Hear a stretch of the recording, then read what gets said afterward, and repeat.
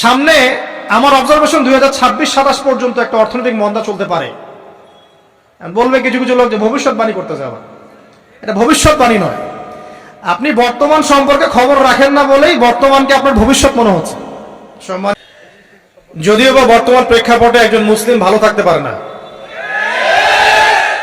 বর্তমান প্রেক্ষাপট এতই খারাপ, কিয়ামতের আলামতগুলো এমনভাবে প্রকাশ হয়েছে এখন যে একজন ইমানদার মুসলিমের পক্ষে নিশ্চিন্তে থাকা আর ভালো থাকাটা খুব কষ্টকর। তারপরেও নবী সাল্লাল্লাহু আলাইহি ওয়াসাল্লাম আমাদেরকে দিক নির্দেশনা দিয়েছেন যে যখন ফিতনার যুগ আসবে, ফিতনার যুগ বলতে চতুর্দিক থেকে ফিতনার ফাসাদ। ফিতনার ফাসাদ কেমন? মানে আল্লাহ রাব্বুল আলামিন কোরআনে একটা বিষয় বলছেন, সমাজ তার উল্টা চলছে, এগুলো ফিতনা। নবী সাল্লাল্লাহু আলাইহি ওয়াসাল্লাম হাদিসে একটা বিষয় বলেছেন, সমাজ তার উল্টা চলছে, এর নাম ফিতনা। পরিবারে ফিতনা, ধর্মের মধ্যে ফিতনা, সমাজে ফিতনা, অর্থনীতিতে ফিতনা, এখন সংস্কৃতির মধ্যেও ফিতনা। তো এই ফিতনাময় পরিবেশে নবী সাল্লাল্লাহু আলাইহি ওয়াসাল্লাম বলেছেন যে কেউ যদি ঈমান এবং আমলের উপরে, মানে নবী সাল্লাল্লাহু আলাইহি ওয়াসাল্লামের আদর্শের উপরে সবর করতে পারে, টিকে থাকতে পারে, তার জন্য 50 জন শহীদ সাহাবীর নেকি হবে ইনশাআল্লাহ। তো ফিতনাময় পরিবেশে যদি সবর করা যায়, হকের উপর অটল থাকার চেষ্টা করা যায়, ইনশাআল্লাহ আপনি 50 জন শহীদ সাহাবীর নেকি পাবেন ইনশাআল্লাহ। তো প্রত্যেকটা ক্ষেত্রেই আপনি ফিতনা পাবেন। পরিবারের দিকে তাকাবেন, দেখবেন পরিবারের বন্ধনগুলো আগের মতো নাই। প্রচুর ডিভোর্স হচ্ছে, স্বামী স্ত্রীর বিচ্ছেদ প্রচুর বেড়ে গেছে। তারপরে সন্তান সন্ততি আমাদের পরিবারে যারা আছে, দেখবেন এরা বেশিরভাগই দুনিয়াদার হয়ে গেছে, দিনের খুব একটা ফিকির নাই। বেশিরভাগ পরিবারের সদস্য দেখবেন নামাজ কালামের এখন ধার ধারছে না। ম্যাক্সিমাম পরিবার থেকে আস্তে আস্তে পর্দাটা কিন্তু শিথিল হয়ে যাচ্ছে। আপনি ব্যক্তি জীবনের দিকে তাকিয়ে দেখেন, গর্বের সাথে আমরা বলি না যে 90% মুসলিমের বাংলাদেশ, দেখবেন মেজরিটি সংখ্যক মুসলিম 5 ওয়াক্ত নামাজ জামাতে পড়ে না। বেশিরভাগ মুসলিম দেখবেন আল কোরআন বিশুদ্ধ করে তেলাওয়াতও করতে পারে না। তো এরপরও আমরা দাবি করি যে আমরা প্রকৃত মুসলিম, জান্নাত আমাদের জন্য অপেক্ষা করছে। আসলে বাস্তবতা এমন নয়। যারা কোরআন আমরা টুকটাক পড়তে জানি, তাদের মধ্যে কত পার্সেন্ট কোরআনের অর্থ বোঝে? এই আল্লাহ পাকের কিতাব আমার হাতে আছে, এই কিতাবের অর্থ কতজন বোঝে? এটা একটা চ্যালেঞ্জ। যারা কোরআন পড়তে জানি আমরা, তাদের প্রতি চ্যালেঞ্জ, দেখেন তাদের মধ্যে কত পার্সেন্ট মানুষ কোরআনের অর্থ বলতে পারবে। আর অর্থটা যে জানা জরুরি, এই বিষয়টাও আমরা এখন জনগণকে বোঝাতে ব্যর্থ হচ্ছি। কোরআনের অর্থটা যে বোঝাটা জরুরি, এটা বোঝাতেও ব্যর্থ হচ্ছে। কারণ আমরা সবাই প্রত্যেক হরফে 10 নেকি পেতে চাই। কোরআন তেলাওয়াত করলে প্রত্যেক হরফে 10 নেকি হবে, এই তো। তো এই কনসেপ্ট যখন আমার মাথায় ঢুকে গেছে, আমি ওখানে নিজেকে থামিয়ে দিয়েছি। অর্থ বুঝে গবেষণা করলে এবং কোরআন কেন্দ্রিক জীবন ব্যবস্থা গড়লে যে আরো বেশি নেকি হয়, এটা আমার মাথায় নাই। প্রত্যেক হরফে 10 নেকি তো আপনি পাবেন তেলাওয়াত করলে, কিন্তু অর্থ বুঝে এর ভিতরে ঢুকলে, গবেষণা করলে এর মূল স্বাদটা পাওয়া যায়, এটা আমরা বুঝতে পারছি না। দেখবেন বেশিরভাগ মানুষ কোরআনের অর্থটা জানে না। আবার আমরা যারা টুকটাক ভাঙাচুরা অর্থ জানি, তারা আবার দেখবেন কোরআনের সমস্ত আদেশ মেনে চলতে পারছি না এবং কোরআনের সমস্ত নিষেধও বর্জন করতে পারছি না। সমস্যা কিন্তু এখানেও থেকে গেছে। আবার কোরআনের ব্যাখ্যা আছে হাদিস। তো এই হাদিসকে কেন্দ্র করে কোনো বিভ্রান্তির সুযোগ ছিল না, কিন্তু এখানেও আমরা বিভিন্ন জাল এবং মানে বানোয়াট হাদিসের উপর আমলও শুরু করেছি।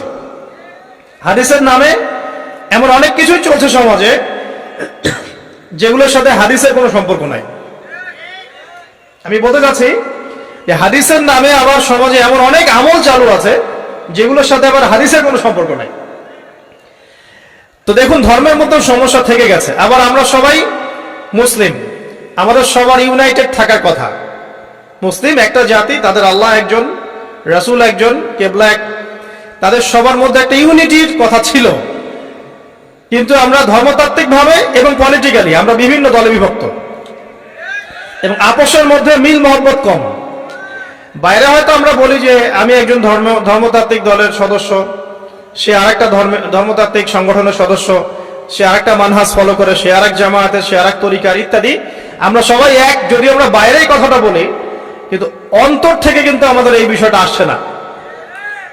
যদি আসতো তাহলে উম্মার আজকে এই অবস্থা হতো না। তো দেখুন, ধর্মকেন্দ্রিক অনেক প্রবলেম থেকে গেছে এখন। আবার আল্লাহ রাসূল সাল্লাল্লাহু আলাইহি ওয়াসাল্লাম হাদিসের মধ্যে এবং আল্লাহ পাক কোরআনের মধ্যে ধর্ম নিয়ে বাড়াবাড়ি করতে নিষেধ করেছেন। ধর্ম নিয়ে বাড়াবাড়ি করো না, তোমরা নিজেদের ধর্ম পালন করো। তা আমরা নিজের ধর্ম যতটা না পালন করি, অন্যের ধর্মের দিকে আঙ্গুলটা তার চেয়ে বেশি তুলি। আমরা আগে নিজের রিলিজিয়নটাকে ঠিক মতো পালন করি, দেখবেন সমাজ ঠিকই পরিবর্তন হয়ে গেছে ইনশাআল্লাহ। তো আমি একটা ধর্ম পালন করি বলে অন্য ধর্মের মানুষের প্রতি বিদ্বেষ পোষণ করতে হবে বা তাদের উপর ঘৃণার মনোভাব প্রকাশ করতে হবে, এটা আল্লাহ পাক শেখান নাই, তার রাসূল শেখান নাই। আল্লাহ এবং তার রাসূল কি শিখিয়েছেন? ইসলামের সত্য বিষয়টাকে আপনি সবার সামনে উপস্থাপন করবেন, যার ইচ্ছা হবে সে কবুল করবে, যার ইচ্ছা হবে সে অস্বীকার করবে।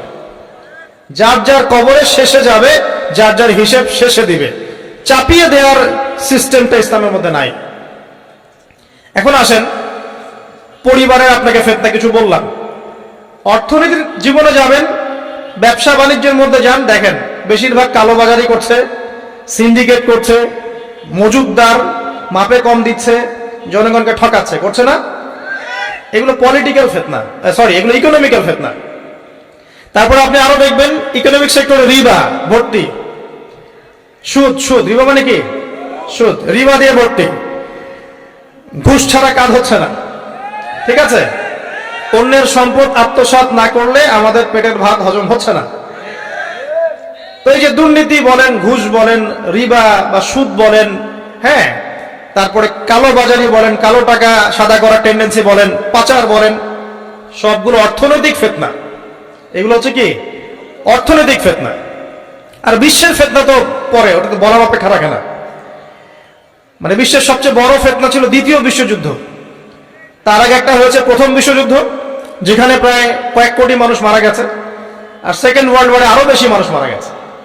তো এখন বিশ্বকে ঠেলে দেওয়া হচ্ছে একটা থার্ড ওয়ার্ল্ড ওয়ারের দিকে। মানে যে কোনো সময় একটা তৃতীয় বিশ্বযুদ্ধের আশঙ্কা করছেন এখনকার যারা মিলিটারি অ্যাফেয়ার্স নিয়ে পড়াশোনা করেন, ওয়ার্ল্ড অ্যাফেয়ার্স নিয়ে পড়াশোনা করেন, তারা এগুলো বলতে পারবেন ভালো। তো বিশ্বকে একটা খাদ্য মন্দার দিকে ঠেলে দেওয়া হচ্ছে, বিশ্বকে একটা দুর্ভিক্ষের দিকে ঠেলে দেওয়া হচ্ছে। এবং মহামারীর মধ্য দিয়ে অলরেডি কিন্তু আমাদের বিভিন্ন দেশের ইকোনমিক অবস্থা ভালো না, তার উপরে খাদ্য সংকট, তার উপরে যে বৈশ্বিক যুদ্ধগুলো, আমদানি রপ্তানি বন্ধ হয়ে যাচ্ছে, তেল গ্যাসের দাম বেড়ে যাচ্ছে, জনগণ হাহাকার করছে। এই পলিটিক্যাল গ্লোবাল অ্যাফেয়ার্স এর ফিতনা এগুলা। তা আপনাকে এই জন্যই প্রথমে একটা কথা বললাম যে ফিতনাময় একটা পরিবেশে একজন মুমিন যার অন্তর্দৃষ্টি আছে, যে কোরআন এবং সুন্নাহ দিয়ে এই বিশ্বের এই রহস্যগুলো উদ্ঘাটন করতে পারে, সে ভালো থাকতে পারে না। তার মনটা সবসময় কিন্তু মানে ব্যাকুল থাকবে যে কিভাবে এইসব সমস্যা থেকে নিজে উত্তরণের পথ খুঁজতে পারি, আর আমার পরিবারকে বাঁচাতে পারি, আর আমার জনগণকে বাঁচাতে পারি। আর যদি আপনি আত্মকেন্দ্রিক হন, স্বার্থপর হন, তাহলে নিজের চটকায় তেল দিবেন, নিজে ভালো থাকলেই বাপের নাম। তো দেখুন, এই জামানার কথাই নবীজি বলছেন সাল্লাল্লাহু আলাইহি ওয়াসাল্লাম, তোমাদের সামনে এমন একটা যুগ আসছে, নবীজি বলছেন জামানা সাবরিন, কঠিন জামানা, যে জামানায় ঈমান নিয়ে চলাটা হবে হাতের মধ্যে আগুন নিয়ে চলার মতো। তো নবীজি বলছেন ওই সময়ে, সাহাবী জিজ্ঞাসা করছেন, ইয়া রাসূলুল্লাহ, আমি ওই সময় কি করব? ওই সময় আমি কি করব? আমাকে কি পরামর্শ দিচ্ছেন? নবী সাল্লাল্লাহু আলাইহি ওয়াসাল্লাম বলছেন, হে আমর ইবনে আস, তুমি ওই সময় বাড়িতে অবস্থান করো, বাসায় থাকো, বিনা প্রয়োজনে বাড়ির বাইরে এসো না। ওই সময় তুমি নিজের পাপের জন্য আল্লাহর কাছে ক্রন্দন করতে থাকো, বিনা প্রয়োজনে বাড়ির থেকে বের হয়েও না। আর মানুষের সাথে এত বেশি মেলামেশা করো না, নিজে তোমার আমল তোমার গুনাহ নিয়ে ব্যস্ত থাকো, তোমার পাপের জন্য আল্লাহর কাছে কান্নাকাটি করো, ইনশাআল্লাহ তুমি নাজাত পেয়ে যাবে। এটা একটা অপশন, মানে ফিতনাময় পরিবেশে আপনি কিভাবে বাঁচবেন এটা একটা অপশন। আরেকটা হাদিসে গিয়ে নবী সাল্লাল্লাহু আলাইহি ওয়াসাল্লাম বলছেন যে যখন এমন ফিতনাময় পরিবেশ আসবে তখন যদি তোমরা এই আমর বিল মারুফ নাহি আনিল মুনকার, সৎ কাজের আদেশ অসৎ কাজের নিষেধ, আমার সুন্নতের উপর অটল থাকতে পারো, তাহলে তোমরা 50 জন শহীদের নেকি পাবে। সাহাবায়ে কেরাম বলছেন, ইয়া রাসূলুল্লাহ আমিনহুম আও মিন্না, তাদের মধ্যে 50 জন নাকি আমাদের মধ্যে 50 জন শহীদ?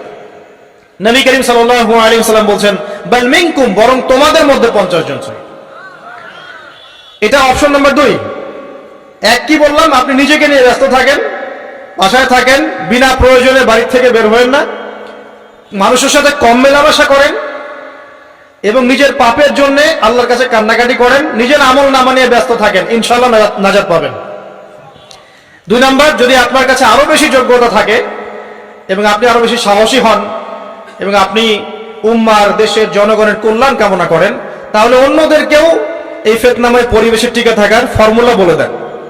এখানে সবর করেন, আমর বিল মারুফ নাহি আনিল মুনকারের কাজ করেন, আল্লাহ পাক আপনাকে ইনশাআল্লাহ 50 জন শহীদ সাহাবীর নেকি দিবেন। আরো অপশন আছে। কি অপশন? ওই যে আসহাবুল কাহফ কি করেছিল, একটা ফিতনাময় পরিবেশ থেকে নিজেরা আস্তে করে সরে গিয়েছে। যখন আপনি পরিবেশকে পরিবর্তন করতে আর পারছেন না, দাওয়াত দিয়েও কোনো কাজ হচ্ছে না, মানুষ কথাও শুনছে না, জুলুম নির্যাতন বাড়তেই আছে, টিকে থাকা মুশকিল, তখন তাদের হিসেবের দায়িত্ব আল্লাহর উপর ছেড়ে দেন, আপনি ওখান থেকে ডিসকানেক্টেড হয়ে যান। এটা একটা অপশন। এই অপশন বেছে নিয়েছিল ইব্রাহিম আলাইহিস সালাম, তার বাবাকে বুঝিয়েছেন, কাজ হয়নি, চলে গেছেন। এই অপশন বেছে নিয়েছিল আসহাবুল কাহফ, সবাইকে বোঝাচ্ছে কাজ হচ্ছে না, তার রাস্তায় করে চলে গিয়ে গুহার মধ্যে রাত কাটানো শুরু করেছে। এমনও হাদিস পড়েছি আমি যে ফিতনাময় পরিবেশে সবচেয়ে সৌভাগ্যবান হবে ওই শ্রেণীর মানুষ যারা দেখা যাবে যে পাহাড়ি কোনো এলাকায় বা দূরবর্তী কোনো জায়গায় বসবাস করছে, যেখানে বৃষ্টিপাত হয়, গরু ছাগল মেষ বকরি এগুলো নিয়ে ওখানে চড়ায়, যখন আজানের সময় হয়, নামাজের ওয়াক্ত হয়, আজান দেয়, নামাজ পড়ে, দুনিয়ার ফিতনা থেকে এরা দূরে আছে, এরা সফল। এমনও হাদিস আছে। তো হয়তো আপনার কাছে মনে হচ্ছে না এখন ওই যুগ আসে নাই, কিন্তু আমি আপনাকে বলে দেই যে কোরআন এবং সুন্নাহর চোখ দিয়ে যদি আপনি দেখতে শেখেন এবং বর্তমান বিশ্বের প্রেক্ষাপটটা অ্যানালাইসিস করার যোগ্যতা আপনি অর্জন করেন কোরআন সুন্নাহর চোখ দিয়ে, আপনি বুঝতে পারবেন সেই সময় অনেক আগেই চলে এসেছিল। এখন ফিতনা এবং ফাসাদময় এই পরিবেশে আমরা কি করতে পারি, ছোট স্কেলে, বড় স্কেলে না, ছোট স্কেলে। আমি আজকে বড় বিষয় নিয়ে কথা বলতে আসি না, কারণ আমি চিন্তা করলাম যে আসলে প্রথমে যদি ব্যক্তিকেন্দ্রিক বিষয়টা ঠিক না হয়, বড় বিষয় আলোচনা করে কোনো লাভ নাই। আগে ব্যক্তি যদি ঠিক না হয়, বড় বিষয় আলোচনা করে আসলে কোনো লাভ নাই, আপনারা বুঝবেনও না, মাথার উপর দিয়ে চলে যাবে। এখন গ্লোবাল অ্যাফেয়ার্স নিয়ে কথা বলে খুব একটা ফায়দা নাই আপনাদের। এখন ইকোনমিক পুরো এই সুদভিত্তিক সিস্টেম আপনি চেঞ্জ করতে পারবেন না, এবং পুরো যে তাগুতি ব্যবস্থা আপনি চেঞ্জ করতে পারবেন না। আপনি কি করতে পারবেন? আপনি নিজেকে পরিবর্তন করতে পারবেন, আপনার পরিবারকে পরিবর্তন করতে পারবেন। এতটুকু আপনার পক্ষে এখন পর্যন্ত সহজ, ঠিক না? ঠিক কথা। এটা আপনি এখন করতে পারবেন। তো এটার ফর্মুলা কি? ফর্মুলা ঘাটতে গিয়ে আল্লাহ পাক আমার মাথার মধ্যে একটা হাদিস নিয়ে এসে দিলেন, কারণ আমি বিশ্বাস করি যে আপনারা বলছেন মাওলানা আল্লামা, আমি আসলে এমন কিছু নই, এই কথাগুলো আসলে আমার সাথে যায় না। আমি নিতান্তই একজন ছোট মানুষ এবং তালেবে ইলম, জ্ঞানের পথের পথযাত্রী, আর আমি তালেবে ইলম হয়ে থাকতে চাই। আমি মুফতি হই, আমি মুহাদ্দিস, মুফাসসির বা এই যে শব্দগুলো আপনারা বলছেন, এমন কিছুই নয়। আসলে কি আমাদের মাঠে আমি জান্নাতে যেতে পারবো কিনা আমি নিজেই জানি না। যখন কোনো মানুষ নিজেকে অনেক বড় মনে করা শুরু করবে, বুঝে নেবেন সেই ইবলিসের আনুগত্য করা শুরু করেছে আর কি। কারণ ইবলিস বলেছিল আবা ওয়াস্তাকবারা, আমি খলাকতানি মিন নার ওয়া খলাকতাহু মিন তিন, আমাকে সৃষ্টি করেছেন আগুন দিয়ে, আদমকে সৃষ্টি করেছেন মাটি দিয়ে, আমি কেন আদমকে সিজদা করতে যাব?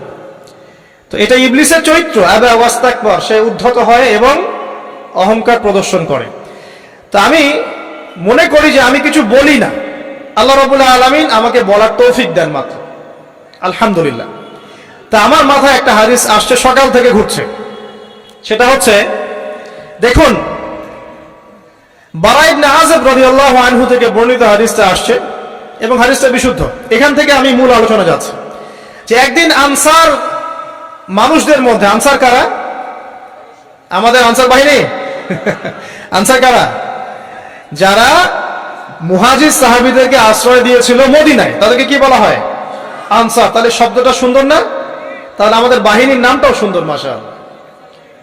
তো আনসার সাহাবীদের মধ্যে একজন ইন্তেকাল করেছেন, ইন্না লিল্লাহি ওয়া ইন্না ইলাইহি রাজিউন। এখন তাকে দাফন করা হচ্ছে, আর নবী সাল্লাল্লাহু আলাইহি ওয়াসাল্লাম কবরের পাশে চুপ করে বসে পড়লেন।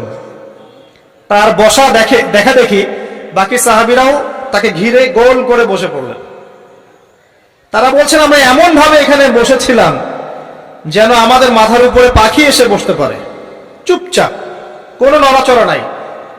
দেখেন, রাসূলের সাথে বসার সুন্নত দেখেন। কোরআন এবং হাদিসের মাহফিলে বসার কিন্তু সুন্নত আছে।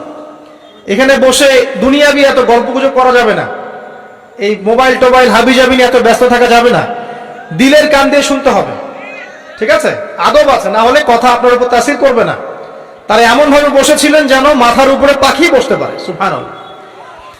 এবার নবী করিম সাল্লাল্লাহু আলাইহি ওয়াসাল্লাম বলছেন যে যখন মাইয়িতকে কবরে শোয়ানো হয় তখন সে তাকে দাফন করে যাওয়া ব্যক্তিদের হাঁটার খসখস আওয়াজ শুনতে পায়। এরপরে তাকে যখন শুইয়ে দেওয়া হয়, সে যদি মুমিন ব্যক্তি হয় তাহলে তার মাথার দিকে তার সালাত এসে দাঁড়িয়ে যায়। দুনিয়াতে আপনি যে নামাজগুলো পড়েছেন, আমি যে নামাজগুলো পড়ছি, এগুলো মাথার দিকে দাঁড়িয়ে যায়। ডান দিকে চলে আসে তার সওম, সওম মানে কি? রোজা। বাম দিকে চলে আসে যাকাত, যাকাত মানে কি? যাকাতের সাথে তো আমরা পরিচিত নই। আমরা ওই যে রাস্তাঘাটে যে দান খয়রাত গুলো উঠানো হয়, এগুলোর সাথে খুব পরিচিত, তাই না? কত টাকা, কত পয়সা, কি কি গান করে আর টাকা কালেকশন করে না? অনেক সময় দেখা যায় রাস্তায় যাচ্ছি আমরা গাড়ি নিয়ে, পারলে গাড়ির সামনে এসে হুমড়ি খেয়ে পড়বে টাকা নেওয়ার জন্য। এইভাবে টাকা কালেকশন করতে কে শিখিয়েছে ইসলামে? আর আমরা অনেক সময় ছোট ছোট বাচ্চাদেরকে দিয়ে, মাদ্রাসার ছোট ছোট বাচ্চাদেরকে দিয়ে টাকা কালেকশন করাই। এটা ঠিক না। কেন ঠিক না জানেন? ছোটবেলা থেকেই ওর ব্যক্তিত্ব নষ্ট হচ্ছে। এই হাতটা উত্তম না এই হাতটা উত্তম? উপরের হাত উত্তম, নিচের হাত উত্তম? তো ছোটবেলা থেকে সে নিচের হাতে অভ্যস্ত হচ্ছে। দেখেন, এত টাকা পয়সা কালেকশন করে আমাকে আরেকটা স্বতন্ত্র মসজিদ করতেই হবে জরুরি? খুবই জরুরি ছিল। মানুষের কাছে হাত চেয়ে, হাত পেতে, রাস্তাঘাটে এরকম করে গাড়ি থামিয়ে, তারপরে কি বলবো, সুর করে গান গেয়ে এত টাকা পয়সা কালেকশন করতেই হবে? মসজিদটা আমাকে টাইলস ফিটিং করতেই হবে? এসি মসজিদ করতেই হবে? আমরা এমনও মসজিদ রংপুরে দেখেছি 10 বছরেও টাকা কালেকশন শেষ হয়নি। 10 বছর ধরে কালেকশন হচ্ছে। আমি ছোটবেলা থেকে দেখছি কালেকশন হচ্ছে। কি বুঝলেন? তো এগুলো আমাদের ব্যক্তিত্ব নষ্ট করে। মুসলিমরা উপরের হাতের মালিক। সারা বিশ্ব আমরা একসময় চালিয়েছি। এই পশ্চিমা সভ্যতা আমাদেরকে কি শিখায়? সারা বিশ্ব আমরা চালিয়েছি। এই আপনার উমাইয়া খেলাফতের সময়ও কর্ডোভায় আব্দুর রহমানের যে শাসন ছিল, কর্ডোভা, স্পেন, পর্তুগালি, পুরো জায়গাগুলো পশ্চিমা বিশ্বের, এগুলো মুসলিমরা শাসন করেছে প্রায় 500-600 বছর। ইতিহাস তো আমরা জানিও না, পড়িও না, ভুলে গেছে। ইতিহাস পড়তে হয়। হিস্ট্রি ঘাটলে দেখবেন রাসূল সাল্লাল্লাহু আলাইহি ওয়াসাল্লামের 23 বছরের নববী যুগ, স্বর্ণযুগ, তারপর আবু বকর সিদ্দিকের খেলাফত, তারপর উমর ইবনুল খাত্তাবের খেলাফত। আবু বকর সিদ্দিকের 2 বছর বা 2.5 বছর, উমর রাদিয়াল্লাহু আনহুর প্রায় 10 বছর, তারপর উসমান